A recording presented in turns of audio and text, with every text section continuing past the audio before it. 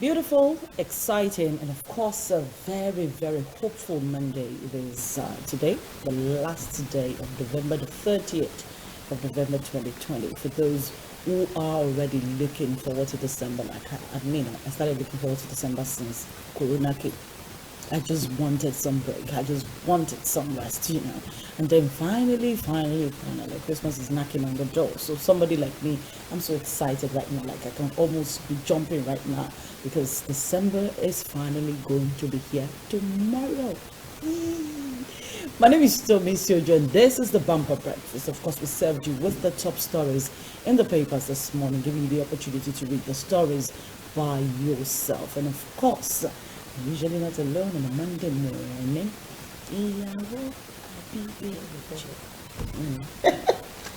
Kemi Obashebi joins me this morning. Kemi, good morning, Tommy.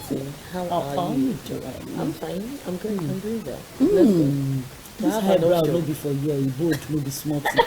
Like so that inside dark you do this. Just leave my eyebrows alone. Thank God I'm for today. You know my it's not always like that. I know. So just leave it like that. I think the mood dictated that you do something funny today. It's your mood, that. But good morning, Kemi. How are you doing? I'm fine, thank you. I'm sure you had a great weekend. That's very relative. But we always have one thing or the other to say about our weekend because obviously we always have that too. But in this case, I think I had a relatively okay weekend. But I saw so many things that could break my heart all the way from Friday. But I'll share that with you much later during the program. But of course, like we said, you've seen the top stories and typical dialect. Today, it's very important that we bring in somebody who will be talking to us about some of those stories as you have them in the papers. Joining us on the Bumper Breakfast this morning is Prince Nix Dixon of Wara. Good morning. Good morning. Good morning. Good to have you again. I really was beginning to look forward to this meeting again. I quite love your perspective. And I was also enthusiastic about this because so many things have happened in the course of our last discussion up till now, and I'm already, hopeful that you give us some good insight. So how was your weekend, sir? Well, my weekend is not bad. Just that what the country is going through is really sad. Yeah. It's really sad. The level of carnage and killings here and left, right, it's painful. Yeah. It's painful, honestly. Quite painful. I heard you talking about Christmas. Well, as Christians, we should be happy. But what comes with Christmas? It's sad. Exactly. People are not really feeling the atmosphere. I was discussing about it this morning with my dad, and obviously people are not actually feeling Christmas. In fact, before Christmas, like early November, you see shops, you see everywhere decorations. What can you shop? There's especially nothing you cook in Christmas in Nigeria that you have onions, tomatoes, pepper. These are even locally produced. People even have to steal the rice. So what are we talking about today? I said I'll be sharing some of the things I saw over the weekend with you. On Friday, I was in the market, one of the biggest markets in Lagos. It wasn't my 12 mind you. It was in Lagos market. I wanted to have a feel of what shopping was like. Now I got there and from tomatoes to onions. So I went with a friend, wanted to establish the fact that some products were more expensive than others. It was quite shocking.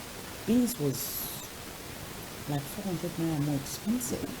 Okay, so that wasn't really so much of a big deal, right? I mean, on a bag of beans from 39,000 went to 43,000. So I'm like, okay, 5,000 spread across board, of course, the 300 naira that we're talking about. Then we went for tomatoes, and tomatoes was really, really, really cheap. We got tomatoes at like 7,000 for a basket, and I'm like, how now? Okay, buy the pepper now that you now use to do tomatoes. Tatashi was crazily expensive. Rojo was very cheap. Bawa was needs were there. And then Uncle Onion. If I devise the is that gold? Is it good? I'm telling you, Yeah. Uncle Onion. I had to devise a means. Onion became uncle. Garlic became daddy. In the market. I mean garlic. It was so expensive. Yeah. It's expected. I mean, a little quantity like this was 1,000 naira in a big market. Now, onions, a small bowl, the cheapest onion in the market was 100 naira, and it was just like this. So I had to call on the uncle. It's uncle now. If you want to cook your beans before, you slice like 5 onions into your beans to make it soft. But now you will slice half of the tiniest one. It's so pathetic. It's so strange. No. Sometimes you say, I wonder what's going to happen in the next few years, or let's say few months, when with the level of poverty and hunger in the land, the crime is going to go high. The prisons and the detention facilities will be overstretched. Okay? And when that happens, what will the government do? So the money we spend in trying to maintain the prison, buy arms to fight the crime, why don't we rather put up policies that could check inflation, create jobs and all that? Because I bet you the hunger in the land is so much that this time around, parents will be sending their kids to actually go stealing for them. That's just the truth. That's what's going to happen. Looking at the situation of things, then who is to blame? Kemi, that's why I said it was heartbreaking at a point. Because while I was now coming back, a talent roundabout at about 8 p.m. I had to wind down the vehicle. And I started asking the boys and girls who were off how old they were. The oldest was 10 years old. Oh, yeah. Oldest. Oh, yeah.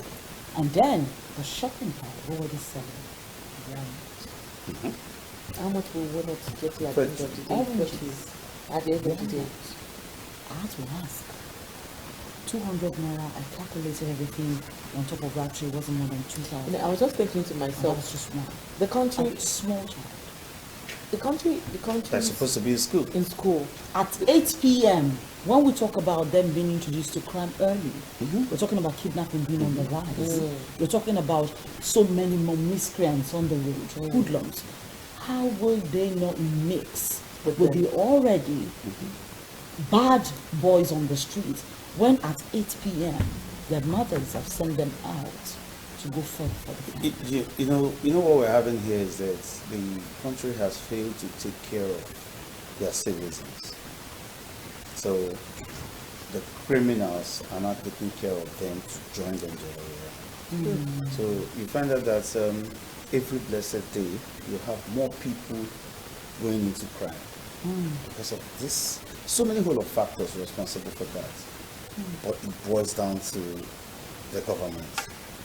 Yes, the government.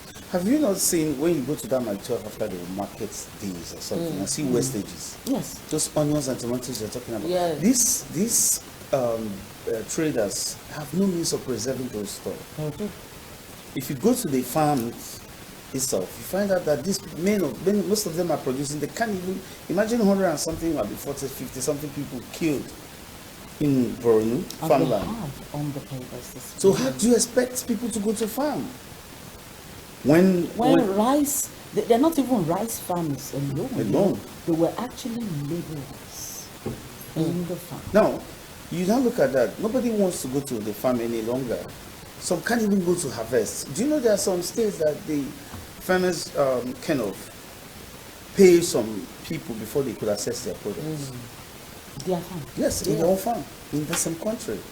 So it's a really bad situation. It's a really bad situation. Before COVID-19, Nigeria is back in insecurity. And then it's getting worse because I was sad to announce some of the stories in the papers this morning. I usually try to look for good news in the papers.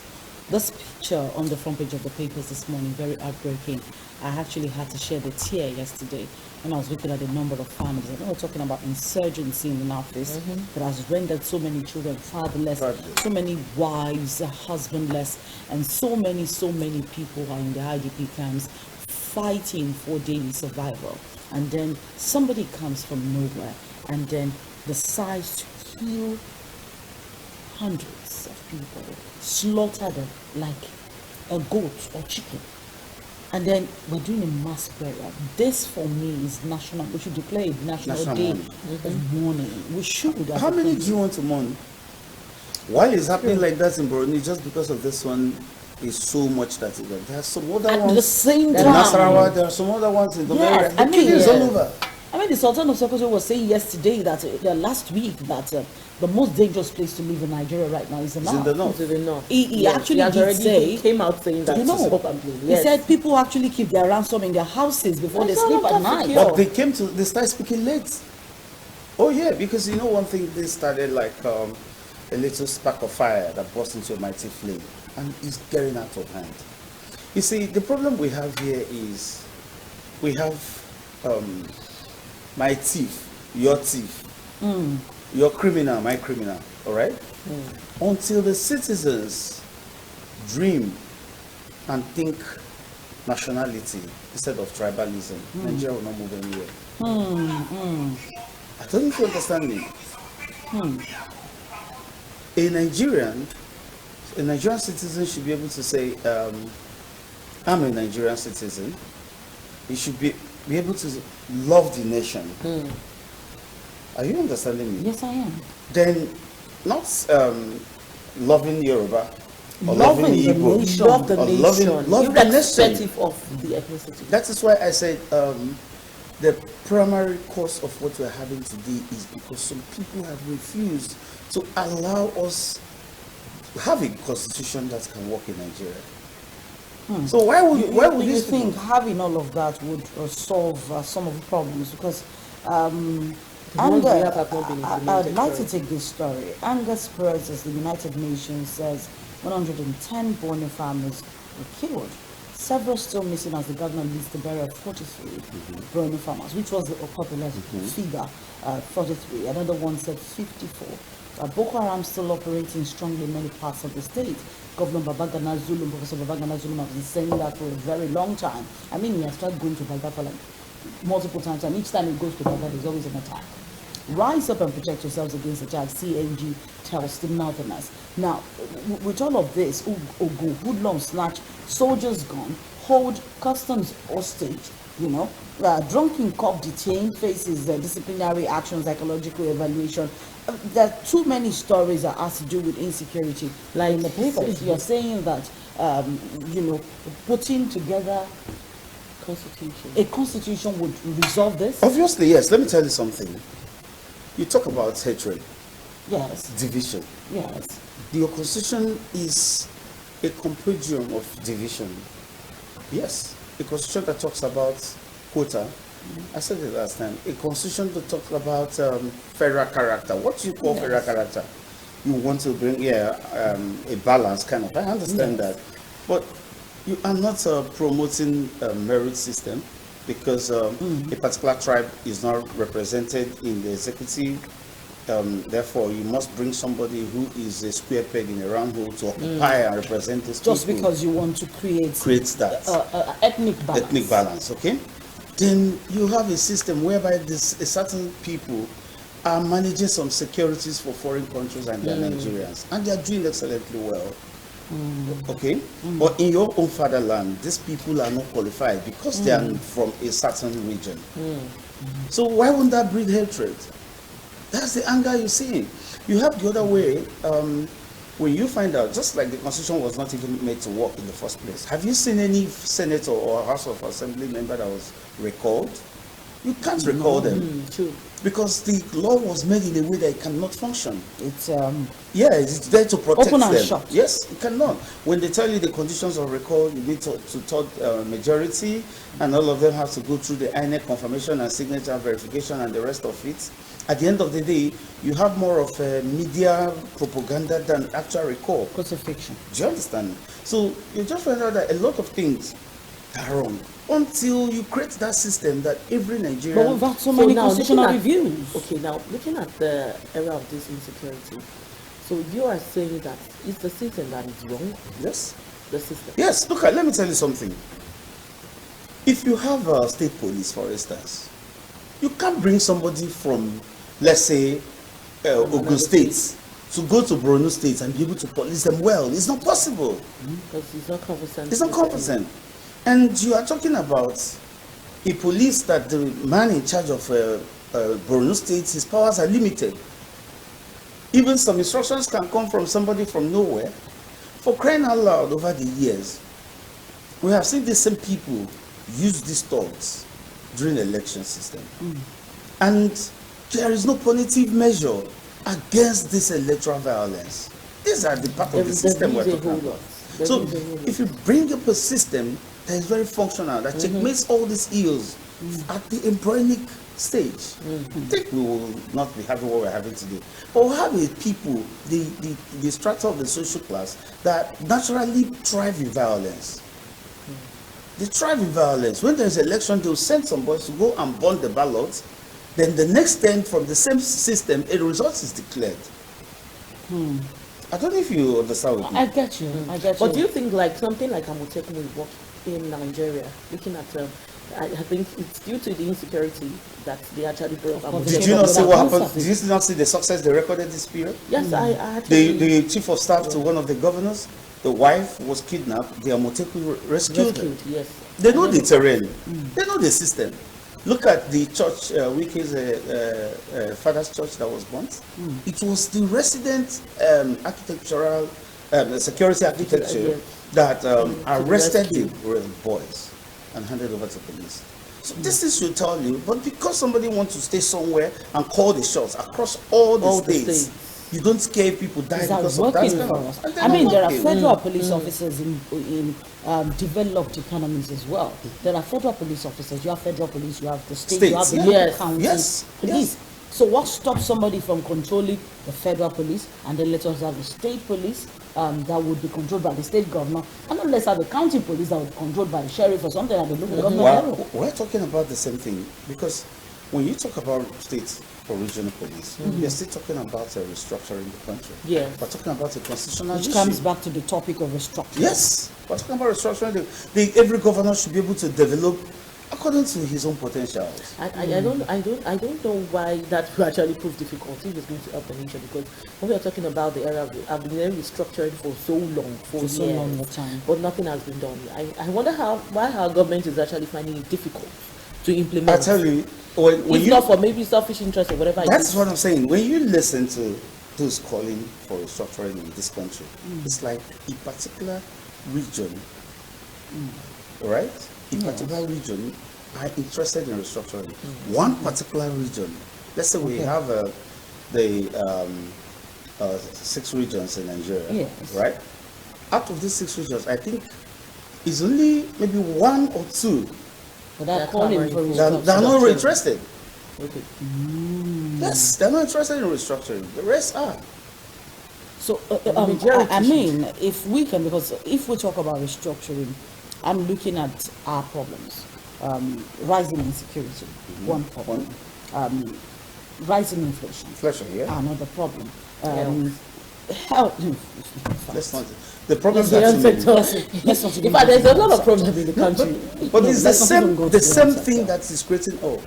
Let me tell you, when you have insecurity, you had somebody who's supposed to be a statesman, a leader, coming to say that a particular people have no country, they can live anywhere in the part of West Africa. And you just find out, in nature. do you understand? They are nomadic in nature. Therefore, they can live anywhere. And these same people have taken responsibility of several killings, yet nothing has been done. Nobody has been prosecuted. Now, but let's talk about this. We have people at the helm of affairs. I want to go back to where you were before. One person controlling the entire security apparatus of the country. Yes. We have an IGP who is in charge of the police. We have a chief of army staff who is in charge of the Nigerian army. We have somebody else who is in charge of the naval staff. We have somebody else who is in charge of the Air Force. So we have different separate entities that are controlled by people. Part of the call for restructuring also came with reshuffling, with changing the service chiefs. We've had the service chiefs for 5 years, except for the Inspector General of Police, who came in just about 2 years ago. We are still fighting restructuring.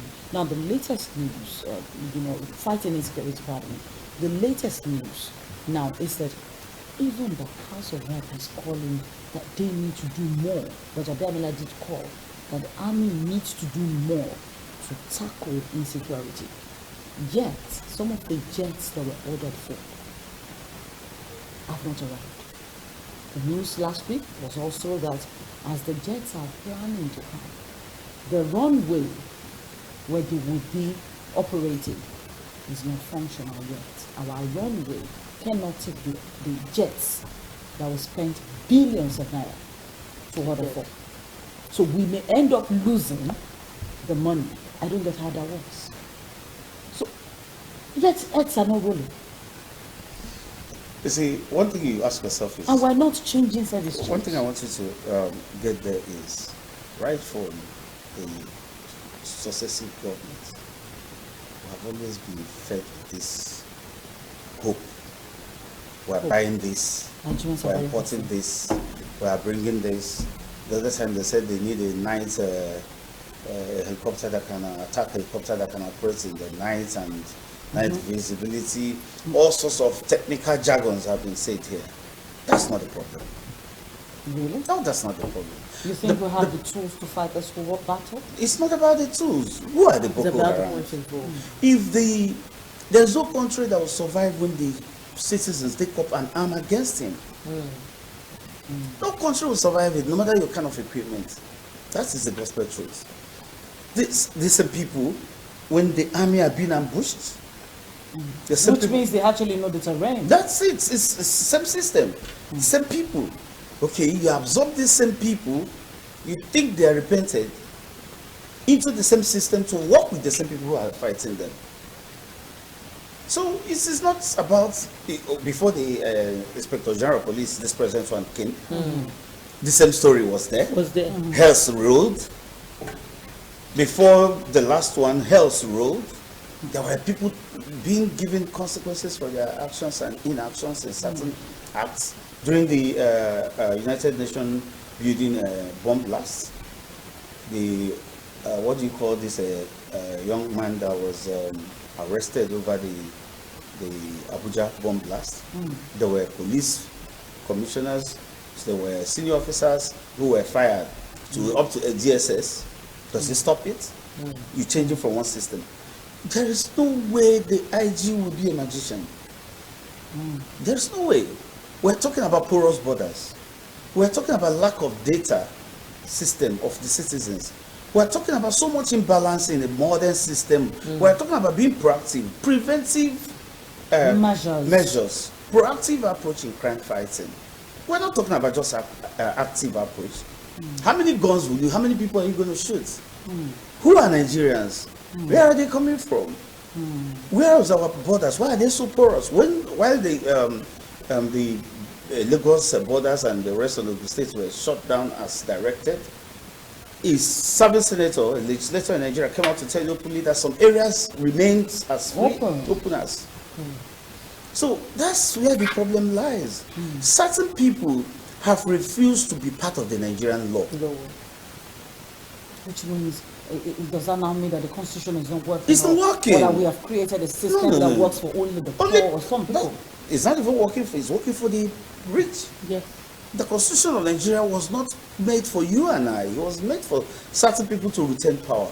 And that's what is happening. But we've done so many amendments. We don't need that. What do you amend a faulty vehicle? You keep preparing a fault. So there should be a replacement. Yes, a replacement.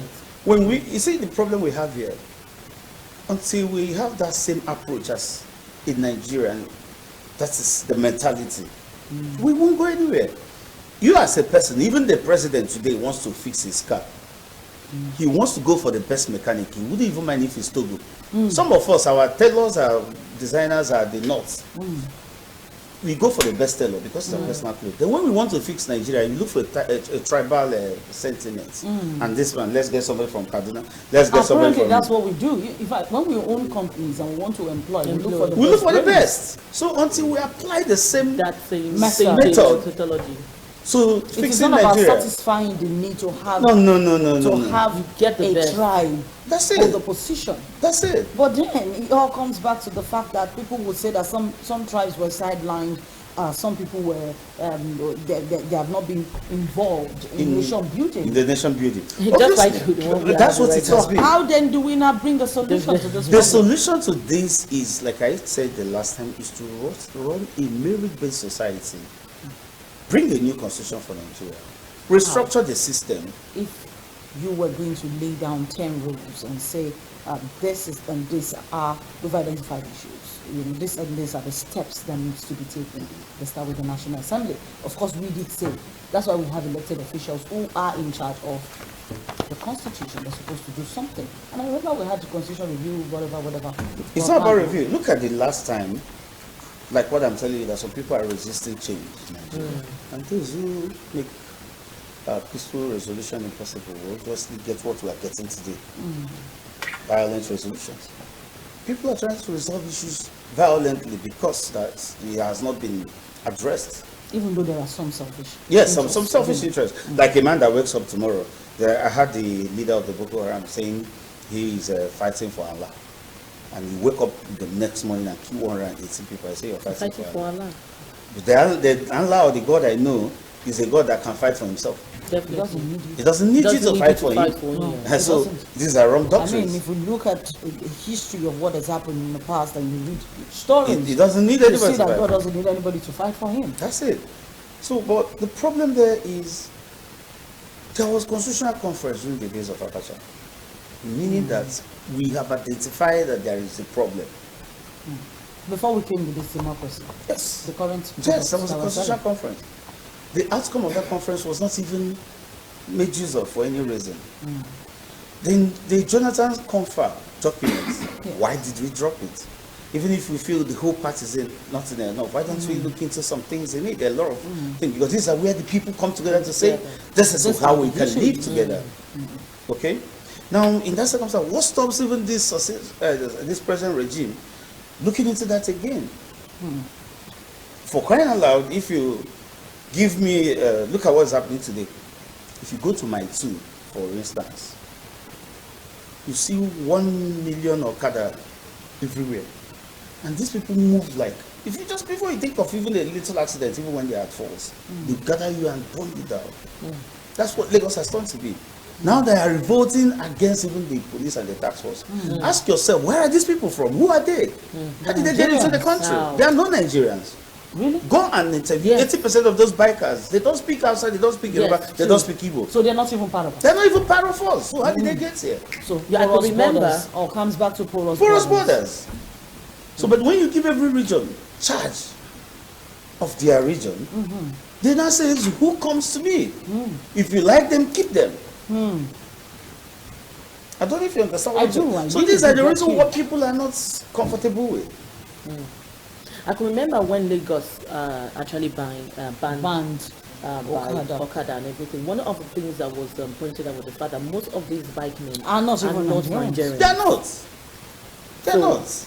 Somebody goes somewhere as a governor, maybe in Kaduna, Katsina, they come out, give out 1,000 Okada or 500 Okada dash distribution. Look at all of them, they're all brand new bikes.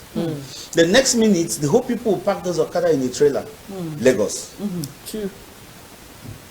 All the whole campaign bike and motorcycles across the whole north is in Lagos presently. And Lagos is sitting on a gunpowder. Very soon you will see it happen. Yes.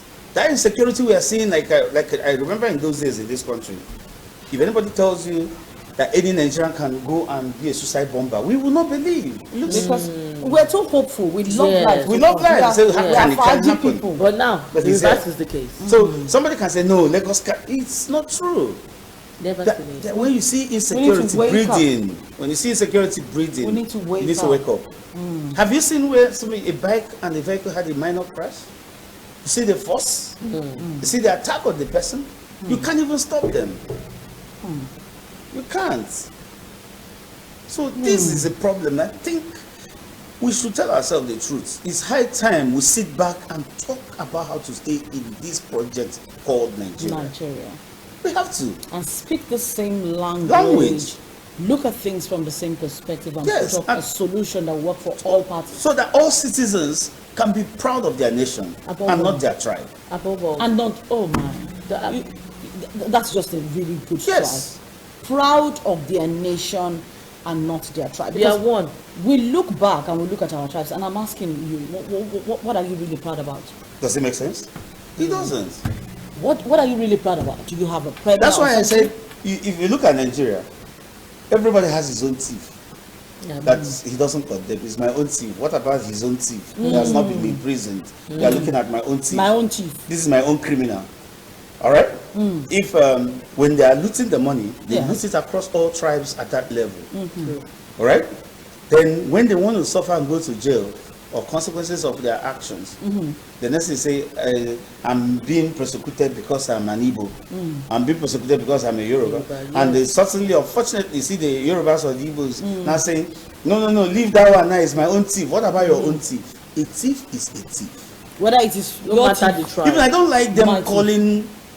calling it political looting. I don't like that word. Looting sometimes that gives it like what people don't even may not know the dictionary meaning. So you are baptizing stealing. So the politicians sometimes celebrate like they are successful looters. No, they are thieves. When you have taken people's money, what does not belong to you, you are just a thief. common thief. That's all. it doesn't matter There's how you no doesn't other matter. definition for thief. Ah. Anyway, but above all, many the times that all of this we put in place, it's also important that as we individual citizens, we try our best to make things work for ourselves, because above all, we are And the that's why one people are taking laws into their hands. into their Karen. heads. Yes, but then we just need to try our best. It's not easy. Looking at the situation in the country right now, we see even our neighbors. Someone was telling me how it was almost robbed, and people were just looking. They saw it on a broad daylight. Very true. They actually saw him. Being robbed. They knew someone was. It was even shouting, and none of them could say anything. Same thing happened to a person here. She said they were dragging her bag, and people were looking at her. That they were actually dragging her bag. This happened day before yesterday. Day before yesterday, and they were looking at her. That they were, and she said she was so surprised. Nobody was even doing anything. So will you blame anybody? What should we do? If they say Nigeria is a failed state? Some people say that. Do you understand what I'm saying? It's getting worse because It is. a lot of It people is. have proven to Nigerians that might is right. Yes, they have made it obvious that might is right. Look at it. Like the last time I told you there are two professions in Nigeria. Two that Ps, are two the two Ps. Ps. The 2 Ps. As either a pastor or a politician. politician. But do you know how these people, the major people that work for them are the thugs. The thugs. Take an armed struggle against the states. The next few months you're a very wealthy man. You live with them, even without academic qualification. Qualification. Those who are educated are just wallowing in abject poverty. And we And are you know having what? more graduates. You know, we talk about merit system, and I'm just confused here. We know that's what we need. How do we achieve it? We already have this system. We are so steeped in this reward system, where whether you do right or you do wrong, as long as you know who is who, you get rewarded. Yeah. And the very few who actually merit, the very few who are in positions today because they merit it. That's exactly what they are. Very few. And sometimes they are low ranges. They don't even have people to work with. How then do we achieve this merit system you're talking about?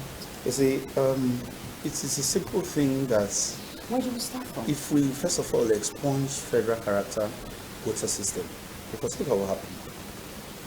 You have a lawyer from a particular region who went into the law school maybe with his JAMB score 40, maybe 4 credits pass. He's in the same university, coming out with the same degree, and when he goes to that same university, he's being considered as same weak background, and he comes out, right, as a successful lawyer, whether he goes to court or not. At a particular time, because of the same federal character, after the quota system, you now come to federal character. At the higher level, we make him the Attorney General of Justice over the people who succeeded by merit. What have you proven? Obviously, when a man who is coming from a very poor academic background at the helm of the legal system in the country, what kind of justice system do you want to get? That's part of the problem. So if we solve it from this end, are you getting me? And if you look at the same tribe, you are saying they are weak or they are. We have so many brilliant people. I'm sorry. Check them. Many of them are graduating as first class abroad. They are very brilliant. Very brilliant abroad. Sorry, I do not agree with that statistics at any point. But because you have made them to believe, even your child, make him to believe he doesn't know anything. He wouldn't know anything. He won't even agree he knows anything. He won't think. You go to the ministries. That's why you see redundance. This set of people come, PAM secretary, DGs, you only come to the office to sign checks. After that, they take the bulk of the job and hand over to those that went to school that juniors. And at the end of the day, what do you expect? No, but you know, that's why we're still talking about creating a merit system. If we dig into our current, because I think the best option would be to start from where we are, looking forward. Because if you say remove certain people, no, we can't remove the people for now. But what we're saying is that there is not even a plan to checkmate it in future. We're saying that even in the Nigerian next 20 years. So it's futuristic. Yes. Looking from now, okay, well, where we are, this is our problem, we have identified it, we're living with it, but looking forward, let's create room. That's what you're saying. That's what I'm saying. Okay. That's what I'm saying. All the children are created with equal capacity. Very true. All. They're actually born the same way. The same Whether way. by CS or wherever. It's the same equal capacity. So why don't you from day one build them up, let them understand? Why do you think a particular tribe will be so academically impoverished than the others? It's not true. No, of course, Governor Nasser El-Rufai seems to agree with you. It's not true. It seems that he actually made a public statement. Yes. He agrees with you. He himself is from the north. He's a brilliant person. He's smart. There are many of them. The former emir of Kano is brilliant. Very true. So stop spoon-feeding some people as if the others. Interestingly, Mohammed Bandi, is from the president of the United General Assembly. United Nations General Assembly. It's from the north. From the north. The Deputy Secretary General, Amina Mohammed. So from the north. Remove the quota system to start with. I actually see the fact that they have a lot of brilliant people. So many of them. And then even in business, even those who didn't go to school and are into business, they are doing well. They're extremely brilliant. Oh. So how then do you come up with this? You actually go to school before you show your how do you come up with that quote then that they are underprivileged? Underprivileged. He is wrong. If you're not educated in the things of the book, you're educated in the things of life, and you do business and you try, then you're educated in my opinion. That is where the problem lies. Because do you know what happened? Because you have made these people to believe that they don't have the capacity, the mental capacity. They're impoverished. They're impoverished. And they sit back, wait for. That's why you say crumbs from your table, and at the end of the day, the little knowledge they will get, they will revolt. And you see the insecurity. Let's address the governance in the northeast, because we're looking at the peculiarities of everything, and it all comes back to federal character. And I want to draw conclusions from everything you've said. The governors in the north, Professor Babagana Zulum right now, his biggest project is trying to relocate, resettle people who were affected by insurgency back in their homes. We're talking about people like Governor Nasir El-Rufai, who is clamoring for education, putting an end to the Almajiri system, making sure that everyone, gets the opportunity to go to school, which he thinks will actually change the mindset, which was what the former Emir of Kano, Sanusi, Mohammed Sanusi, was actually advocating for. What should the other governors be doing? Because I know that Governor Nasir El-Rufai, for example, puts his actions where his mouth is. If he's talking education, he's doing education. Zulum is talking resettlement, he's building, he's trying to do it. So he's actually putting actions where his words are. What should every other government? It's not just only the governors, but all the northern elites who have one way or the other led the North as a governor or president should first of all admit and take responsibilities of the failures of the North. That's the first thing to do.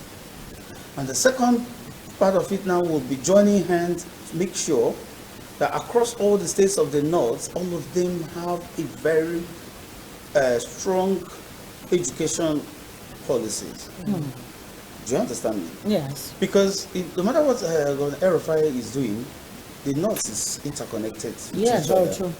Yes. So if you imagine when you start school feeding program, a lot of those children come to eat and go home. So they can cross over from other states and come, and at the end of the day achieve nothing. You keep having more students. But if all of them collectively, that's why we're looking at possibly regional governments or others restructuring, so that every state can develop with, like, not saying that they are backward academically now. They can just make it their 4 points agenda. 1 is education, 2 is education, 3 is education, 4 is education. Give themselves maybe before there are 2 successive governments again, or 4 years, you find out that You have increased the level. Reduce the number of out of school children from that 13.5 almost 14 million. Do you understand me? The Southeast can look at it as, we have a lot of people who are into trade and commerce. So we can actually look at that area to build our capacity. True. They develop like that. Manufacturing and the rest of them. The West can look at their own commercial aspects, farming. Even, do you know the West can compete with Switzerland in banking? We have good professional bankers here. Do you understand me? Like, somebody can say, okay, we are looking at Zurich, UBS Zurich, and the rest of those kind of prime banks or A-rated banks. Can be done here. And all of them would develop according to their capacity. Do you get build up together. So all the northern leaders should go back now. Like I said the other day, we were talking, I told you that our past leaders are the ones that need amnesty. You gotta say something like that, but it's true. We have so much billions of dollars slashed away overseas. Why don't the government come and say, okay, from now all of you have been pardoned. No more probing anybody. No more probing, because as a matter of fact, EFCC just pardon. If you probe the immediate past, it's injustice to them, because how many do you look at what somebody said at the House of UK? I don't know how true that is, because I can't say about that. But meaning that if you want to start probing, maybe you may need to dig as far back as 20 years or beyond. So why don't you just call everybody as far back as 40 years? Or 40 years? Call everybody, said, we have discussed and given all of you state pardon. On one condition, sign MOUs with the country that everybody has, even if it's 2 years, to return all your loot and pay certain tax to the government, build industries. You are forgiven. Invest it here. I bet you. Think that will work? It can work. It can work. If all of them bring back that loot, and we're not even no. As a matter of fact, we won't even announce to the rest of the world or to Nigerians that this was the amount of money you dropped. You can say that our former leaders. You may not even call it a donation. It's not even donated to the government itself, but come and build your investments here. Yeah. Bring your money back home. Imagine all these people building industries in their states. Very true. The employment they will create with all this money slashed away there. Yes. Put it back to the system to work. No, we won't be looking for money. We won't go and borrow. No. Because we won't invest in. We are going to. Do you know these people are borrowing to Nigeria? Part of the proceeds they made from Nigeria. Very true. Yes. That's what we are borrowing. So find a way to tell these people to return back this money to this country. Let's give them, because it's we, the masses, that will forgive them. Let the masses give them amnesty. Thank you, but don't worry, we are forgiving. Just invest in the country. Invest it here. Bring up different. As a matter of fact, let them even have tax holiday. That's all. Maybe for the first 1 year. 1 year. Until but just give them a quota. These are the number of people. If every youth in the north is busy working, making as low as average of 100,000 a year. Trust me, the people that are riding Okada in Lagos will run away. They will not. Everybody will run away. Everybody will go back to the state. Yes. Everybody is working, no matter how small. The factories are there. Everybody go back to serious business. Nobody will be looking at Boko Haram or the rest of them. But these insurgents strive, because most of these insurgents, those groups, pay better than even what any job they Very can true. find. Very true. Thank you so much, Prince Nixon Okara, Dixon Okara. I think I really want to be Nixon. I'm correct. Why do Yes. I keep correcting myself? Prince Nixon Okara, thank you so much for joining us on the Bumper Breakfast this morning. Many Because, thanks for joining us. for talking about the Nigerian project. This is a project that I can see you're passionate about and you believe in. And we'll keep the conversation going forward. Many thanks for coming. Yeah. We need to take a commercial break now. When we return this time, Ken Adada will be giving us the business report for today.